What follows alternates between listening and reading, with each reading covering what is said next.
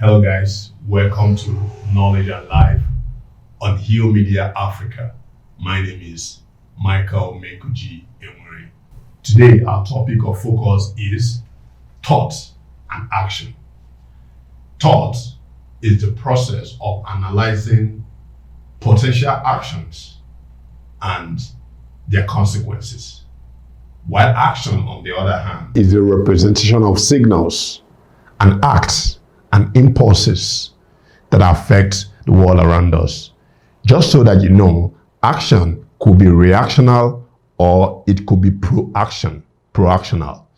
So when an action is reactional is when you're acting as a result of the circumstance around you, the situation around you, the feedback, the energy you receive. It is proaction when you're doing that in anticipation of what is to come. Sometimes you think before you act. Some other times you don't have the time to think, you just act and then you think later. However, in most situations of human existence, you have the time to think. Some, however, you do not have the time to think. You just act and then you think later. And the two scenarios I will play out here is someone who is about to cross the road. When you're about to cross the road and you're in the middle of the road, you find yourself to be in the middle of the road and suddenly you hear a hoot of probably a car coming your way. You don't have to think whether to move back or to move forward. You just move forward. You move, leave the danger zone, and then you begin to think, oh, what happened? You know, what I did right or I didn't do wrong, or maybe I pushed someone off the road or whatever. But when you are at the walkway and you're about to cross the road, then you have that ample opportunity because you're not in the danger zone to think, should I cross now or should I not cross? Or should I look this way or that way before I cross? So these are different scenarios of thoughts and actions. Now, there are some certain actions we must take. We must think before we act. For instance, in an election, you don't just go act, you don't just go vote. You think before you vote. You also think, on the other hand, before you go and contest for an election. You don't just say, oh man, I think it's my time to rule this country. No, I'm just going to contest and I'm going to rule and everything's going to be nice and all of that. First and foremost, you think, what am I going to bring to the table? What is this going to do for me? Is this worth it? Is it worth all the stress? What am I going to do different from all the other leaders that have led?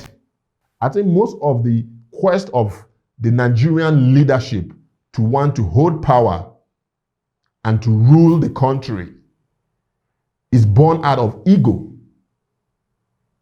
They just want to say, I achieved this, add this to my resume. I was the former president of Nigeria. I have reached to the highest level of the politics of things and the economics of things, if you may say. But I think it should be more than that. And this, on the other hand, goes to the voters, the citizenry, whom are most of the time the ones crying out and complaining. To be a patriotic citizen is not just to sing the praises of the government in power, but it's also to take actions or take a stance that is for the overall good of such country. It could be any country. So this is one thing every voter in Nigeria must know before the vote come February 25th, 2023. You need to understand what is at stake. Many Nigerians do not know. They just want to support somebody because somebody have helped them in the past, or they just want to support this person because this person seems to be the popular candidate, or they just want to support this person because this person is their tribal man or their religious man. But what you must know is that those who rule an entity, a country, are at the level of principles. That is when someone say, this is my principle. My principle is this, my principle is that. These are principalities and powers. And in case you're in Nigeria and you do not know right now, know this. That principalities and powers are struggling for the soul, very soul of Nigeria. Which of the principalities and powers do you support? Do you pay allegiance to? You know, Nigeria is such a beautiful country that they never say die. The citizenry, they never say die. The positive vibe and the negative vibe are all mingled up and they just flow like a seamless stream. In the middle of all of this chaos, the scarcity of the naira notes, the scarcity of petrol, the insecurity crisis, Nigerians still find the effrontery to make jokes at everything that is happening. I mean, wow.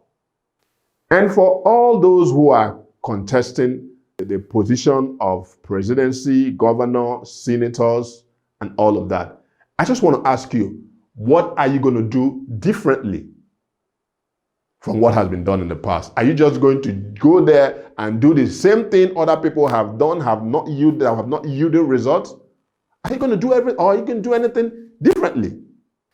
And then instead of some people to go about singing, this is who I support and this is who I do not support, and making jest of one party candidate over the other, or singing the praises of the other, I think you should focus on the cardinal points. For instance, how many people are willing to ask their candidates to say, we have a huge debt crisis of over 70 trillion. How are you going to deal with this?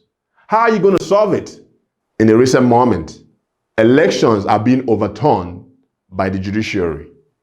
What even gives you the assurance that the election that INEC and the Nigerian government is spending huge amount of money and the people are preparing, putting in their efforts and everything, is not just going to be overturned by one court somewhere after the results has been declared? We need to really start taking the topic of nation building seriously. Let's not build a country that will benefit us today and will be terrible for our children. People fought for the independence of this country, and today we are the beneficiary of that same country. What country are we going to leave for the generation to come? Or perhaps we do not care. I just want to challenge Nigerians, the biggest black nation in the world, the so-called giant of Africa. Sit back and think. Sometimes people think they think, but they really do not think. They follow routines. Oh, this morning I'm going to take my bath. I'm going to go drop my children in school. I'm going to go to the office, and I'm going to drop a couple of correspondence here and there. And I'm going to go back and take a little break. And then I'm going to go to the other meeting. And I'm going to make sure that in that meeting, I take distance and I keep firm to my promise or my principles. And that is not just thinking. That is a routine. It's like a rat race already set out for you and you're just running it. Sometimes pull back and think and meditate. What do you think got the Chinese where they are today? So many Chinese do yoga. They sit back and they meditate and they think. They come to terms with their inner personality, with their inner energy. They get to know themselves. So many people who are running to church every day of the week do not even know themselves. They just profess a whole lot of doctrines that have been handed down to them from one prophet or from one generation to the other. But sometimes they really do not believe those things in-depthly. And that is why when you put them on a scale, the result shows. This is some of the things we talk about on Knowledge and Life. We're trying to impart knowledge. As one of the famous books, the Bible says, people perish because of lack of knowledge. Get knowledge, get life, and make the difference. I remain Michael Enwere. See you next time.